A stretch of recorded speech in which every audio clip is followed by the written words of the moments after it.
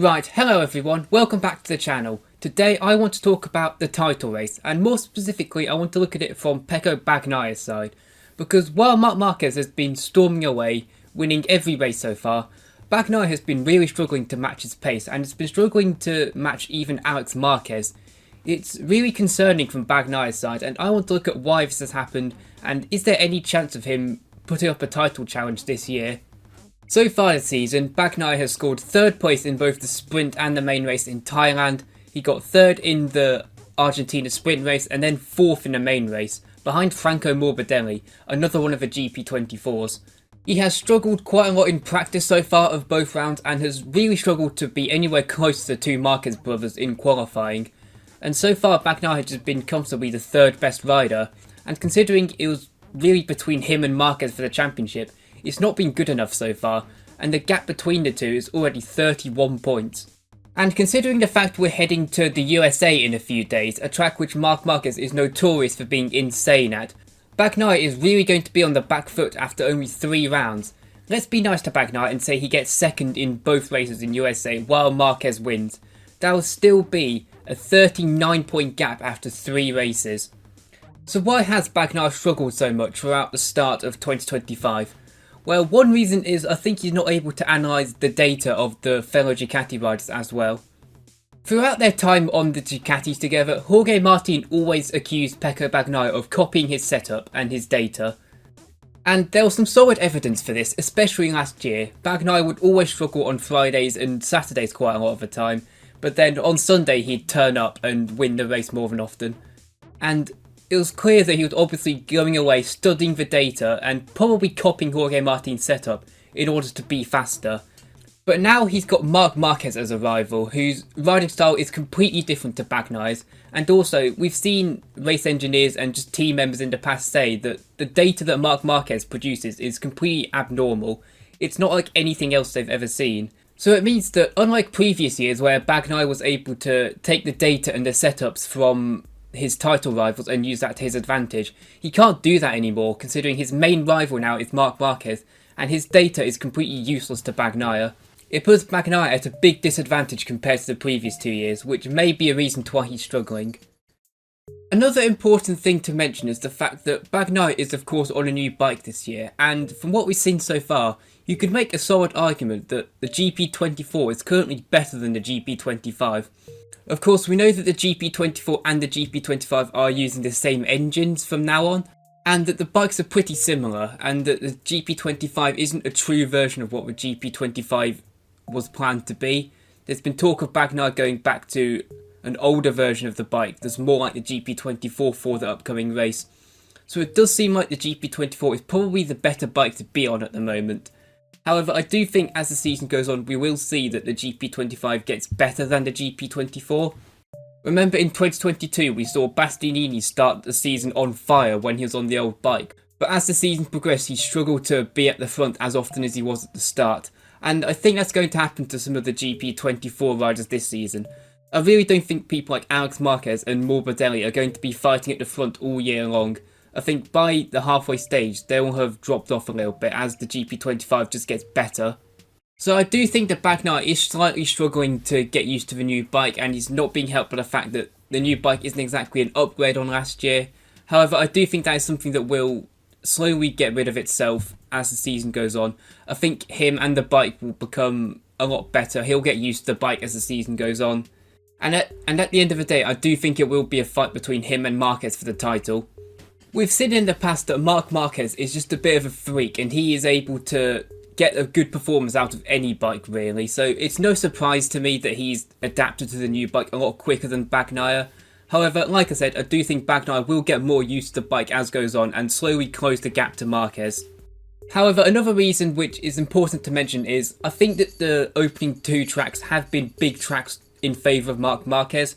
Marquez has done great at Thailand and Argentina in the past, so for me at least, it's no surprise that Marquez has dominated the opening 2 rounds in the fashion he has. However, despite this, I would still expect Bagnaia to put up a bit more of a fight than he has, especially in Thailand. Like, he's had a good record in Thailand in the past. I would have expected him to be at least 2nd, but even in Thailand when Marquez was purposely dropping back, Bagnaia was not able to take advantage at all. It seemed like Marquez's cruising pace was Bagnaia going at max pace.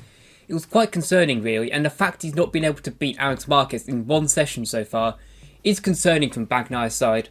However, like I said, I do think there is a big factor in the fact that Marc Marquez has just been really suited to the opening 3 tracks. I think the big test for Bagnaia is the 4th round in Qatar.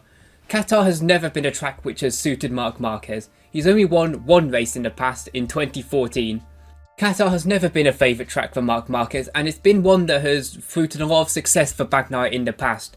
So I think that if we are going to get a title battle this year, Bagnaia needs to win Qatar, and in a statement fashion as well. I think he either needs to completely dominate the race or beat Marc Marquez in like a big battle. I think he needs to make a real statement in Qatar, and I think even if he beats Marquez but doesn't win, if he finishes 2nd and Marquez is 3rd, that wouldn't be enough I think. Bagnaia I think needs the confidence boost of winning a race comfortably in order to get that boost which could potentially kickstart a title challenge. I think if Marc Marquez wins in Qatar, then I think it's all over. We can say goodbye to any hopes for a title challenge this year. So I think that if Bagnaia is to stand any chance of winning the title, he needs to win in Qatar. However, aside from that, what else can he do? Well, let's look at how he won and lost his previous world titles.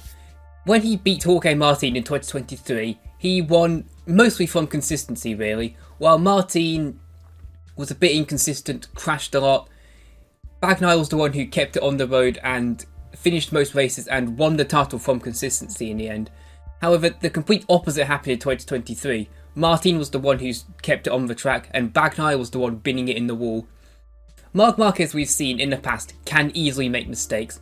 Even when he's on fire like he is, he will make mistakes over the season, he will crash out of races, and I think it is vital that Bagnaia takes advantage of those and has as little crashes as possible throughout the season. Bagnaia this season, he needs to think in the long term throughout the season. Last year he had 2 big crashes in Aragon and in Portimao, which came from him not really thinking about the bigger picture and just going for position, and he ended up crashing needlessly really. This year I think he really needs to think about the championship a lot more. He needs to accept when he can't win a race, which he has done very well so far this season.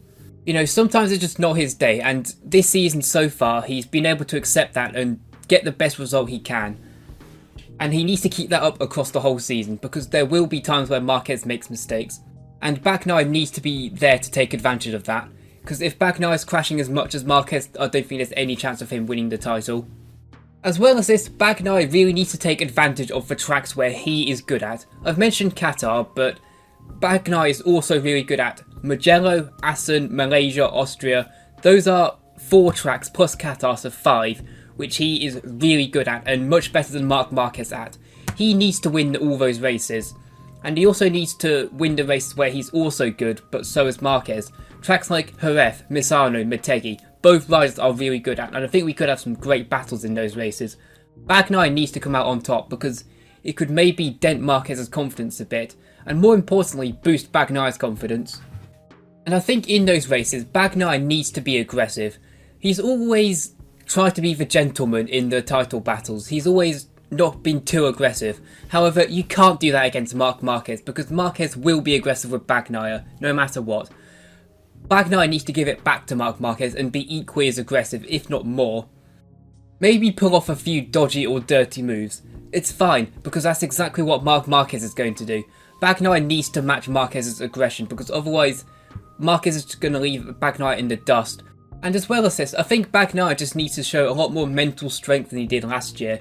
And he can do that by getting a win streak going. If he's able to win multiple races in a row at some of the tracks I've mentioned, he could get a real confidence boost and start to affect Marquez mentally, but more importantly, get a confidence boost for himself. Bagnaia is at his best when he's on a multiple race win streak. There were times last year where he'd won 3 or 4 races in a row and he looked unstoppable, and that's the form he needs to get into if he is to stand a chance in this title battle. Across his career, Marc Marquez has shown that he has immense mental strength and it's really hard to get in his head. He constantly plays mind games with his title rivals in the media. It's really hard to rattle Marc Marquez. However, the one way you can get in his head is if you're beating him on the track constantly. Push him to make a few more mistakes, make him crash when he's pushing too hard. That's how you get in Marc Marquez's head, and that's what Bagnaia needs to do. He needs to focus on beating Marc Marquez consistently, make Marc start to panic a bit, give him a bit of a gap to catch up in the championship maybe. Because if Marc's on the back foot, he will start to push more often, and that's when the mistakes will come. I know it sounds obvious, but the only way Bagnaia is going to win this title is if he's beating Marquez constantly and gets in Marquez's head. He needs to put pressure on Marc and force him into making mistakes, because I think that is the main way he's going to win this title this year, is by making less mistakes than Marquez and being more consistent. So at the end of the day, I do think that as the season goes on, Bagnaia will slowly get a bit closer to Marquez as he gets more used to the bike. However, I think it is crucial that Bagnaia gets some wins under his belt and gets the momentum on his side, because at the moment the momentum is completely with Marc Marquez and it doesn't really look like changing. Bagnaia needs to grab hold of the title momentum and swing it back towards his favour.